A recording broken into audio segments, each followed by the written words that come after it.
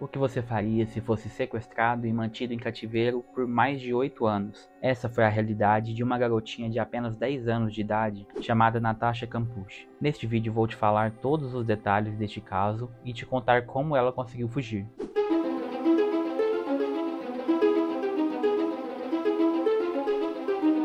Sejam bem-vindos ao canal Fatos Misteriosos. Se você chegou agora, saiba que aqui você encontra vídeos sobre casos criminais, curiosidades e muito mistério. Nos ajude a crescer aqui no YouTube curtindo este vídeo e se inscrevendo no canal, porque assim eu consigo sempre melhorar a qualidade do canal e sempre trazer novos vídeos muito interessantes para vocês. Venha comigo e vamos explorar o inexplicável. Em 2 de março de 1998, a cidade de Viena, na Áustria, foi o cenário de um dos sequestros mais famosos da Europa, que foi o caso de Natasha Kampusch. Coincidência ou não, nesse mesmo país houve um sequestro também muito famoso, que foi o caso de Elisabeth Fritzl, que foi presa pelo próprio pai dentro do porão de sua casa em Amstetten, a 100 km de Viena. Elisabeth ficou presa por 24 anos e também tem um vídeo sobre este caso aqui no canal. Vou deixar o link aqui embaixo na descrição para você acompanhar depois.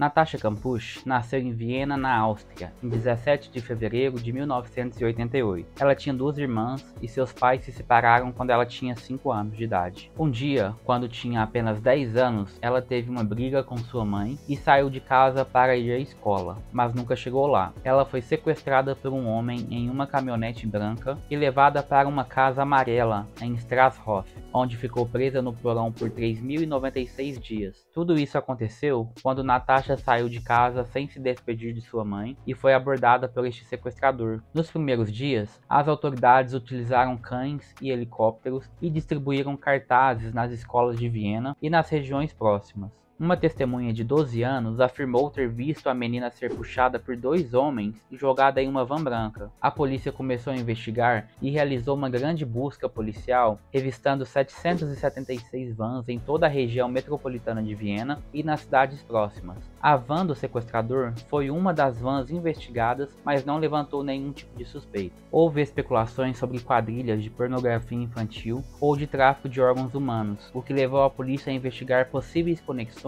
com crimes cometidos pelo pedófilo e assassino francês chamado Michael Fourniret, que foi descoberto durante o cativeiro de Natasha. Como Natasha tinha seu passaporte na mochila quando foi raptada, as autoridades também procuraram por ela no exterior. A família de Natasha ainda foi acusada, o que complicou ainda mais as investigações, insinuando que sua mãe estava de alguma forma envolvida no seu sequestro. O homem que sequestrou Natasha se chamava Wolfgang Priklopil. Ele tinha 36 anos e morava em uma cidade próxima à capital da Áustria, onde trabalhava como técnico de telecomunicações, mas depois deixou este emprego e começou a trabalhar como autônomo, reformando casas e apartamentos. Ele era filho único e seus pais eram vendedores. Sua mãe vendia sapatos e seu pai vendia bebidas. A casa onde o sequestrador mantinha Natasha como refém ficava em Strasshof, uma cidade próxima a Viena. Essa casa foi comprada pelo avô de Wolfgang, chamado Oskar Priklopil, após a Segunda Guerra Mundial, e posteriormente foi transformada em um porão protegido. Wolfgang foi morar na casa em 1984, após a morte de sua avó. Na primeira noite em que Natasha foi capturada, ela gritou ao ser jogada dentro da van, mas a voz não saiu. Quando ela finalmente conseguiu falar, perguntou ao sequestrador o tamanho dos sapatos dele, pois tinha aprendido em um documentário que isso poderia ser útil para tentar fugir ou prendê-lo. Durante todo esse tempo em que ficou presa, Natasha foi mantida em um porão pequeno e sem janelas, que ficava na garagem da casa de Wolfgang. A entrada da cela ficava escondida atrás de um armário e a porta era reforçada com concreto e aço. Lá dentro havia uma pia, um vaso sanitário e uma cama, onde ela dormia e pendurava suas roupas na escada. O porão tinha apenas 5 metros quadrados e o ar entrava através de um ventilador instalado no alto, que fazia um barulho constante e que deixava Natasha muito desorientada. No começo, Wolfgang entrava na mente de Natasha, tentou convencer a garota várias vezes de que seus pais não queriam pagar o dinheiro que ele pediu pelo resgate, então ele disse que ela seria propriedade dele. Ela não podia sair da cela, tomava banho só na pia e não podia falar com Wolfgang sem a permissão dele. No primeiro ano, ela tinha que chamar o sequestrador de mestre, e se ela se recusasse, voltasse, ela seria severamente punida. Após 1 ano e meio, Wolfgang decidiu que ela não poderia mais usar seu nome, então ela escolheu ser chamada de Bibiane, que era um nome que ela adorava.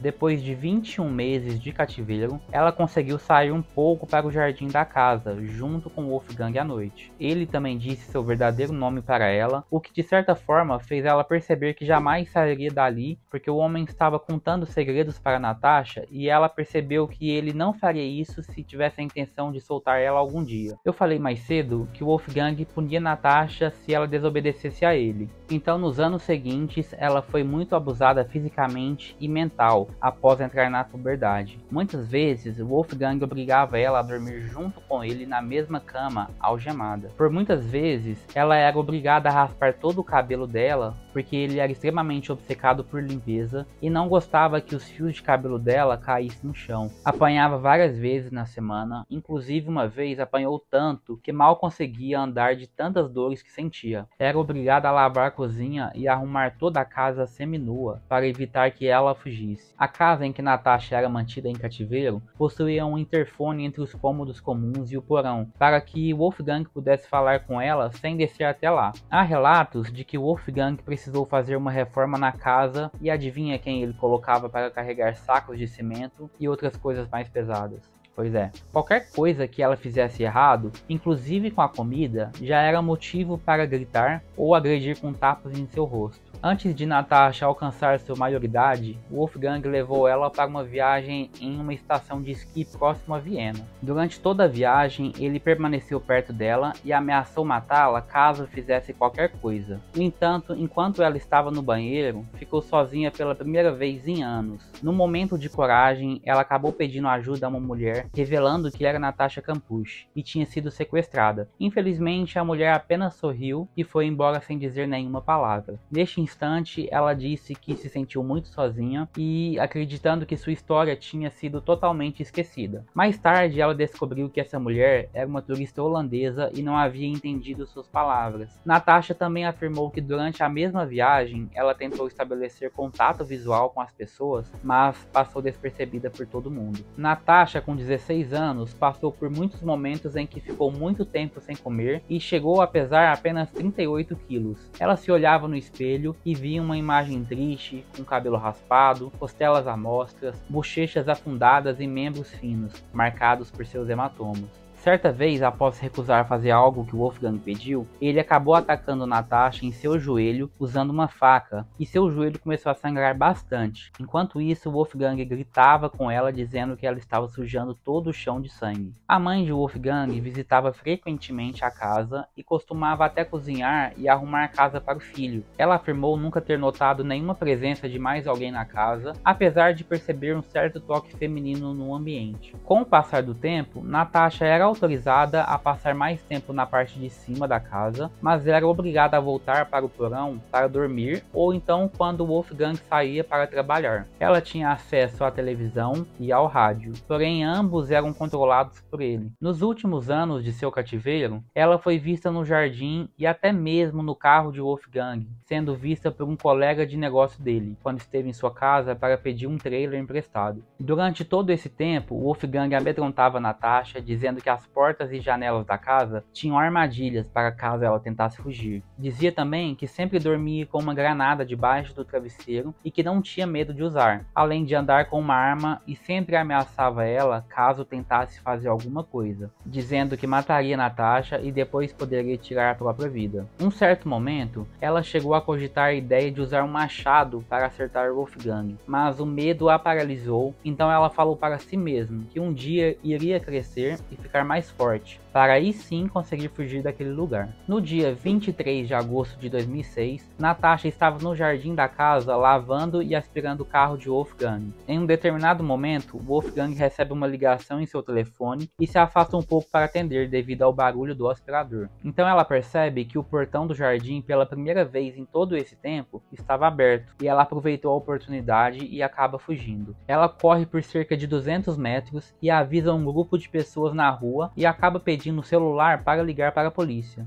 Só que esse grupo de pessoas se desviaram dela, dizendo que não tinham um telefone com eles. Então ela pula o jardim de uma casa e pela janela consegue ver uma senhora e acaba gritando para ela, dizendo que era Natasha Kampusch e que foi sequestrada por 8 anos por Wolfgang Priklopil. A senhora, de 71 anos na época, vira para ela e diz para ela não pisar na grama e queria chamar a polícia. Até os policiais chegarem à residência, Natasha estava desesperada, morrendo de medo de Wolfgang aparecer e acabar matando ela, porque ela sabia que isso poderia acontecer caso ela tentasse fugir. 2 policiais chegam à residência da senhora e acabam falando para Natasha ficar com as mãos para cima, e fizeram várias perguntas a ela. Ao final, eles a levam para a delegacia e finalmente havia terminado os 3.096 dias de cativeiro de Natasha Kampusch. Apesar de estar pálida e tremendo bastante, Natasha estava em um bom estado de saúde. Ela só não entendia porque tinha tantas pessoas à sua volta na delegacia, porque a notícia de que ela havia sido achada já estava tomando a cidade. Muitos investigadores e jornalistas da época do desaparecimento não pararam de fazer perguntas e sufocavam ela o tempo todo. Seus pais foram avisados e foram imediatamente ao encontro de Natasha. Ao chegar, o pai dela reconheceu uma cicatriz de infância que tinha e começou a chorar de emoção. Você que chegou até aqui deve estar se perguntando o que aconteceu com Wolfgang. Bom, ele, após perceber que Natasha tinha fugido, acabou se encontrando com um amigo dele, onde confessou ter sequestrado Natasha e tudo o que tinha feito nos últimos 8 anos de sua vida. Se despediu desse amigo e seguiu em direção a uma estação de trem no norte da cidade e acabou se jogando na frente de um trem. Wolfgang chegou a dizer para Natasha que jamais o pegariam vivo e de fato foi isso que aconteceu. O sequestro dela causou uma comoção de todas as pessoas e uma única informação poderia ter mudado o sequestro para sempre. Aquela criança de 12 anos que havia dito que tinha visto 2 homens sequestrarem uma criança, chegou a dizer, após ver as imagens de Wolfgang na TV, que conseguiria facilmente identificar o homem, principalmente porque a polícia até tinha parado ele em uma blitz nos dias do desaparecimento de Natasha. Ela disse que se a polícia tivesse pedido um retrato falado,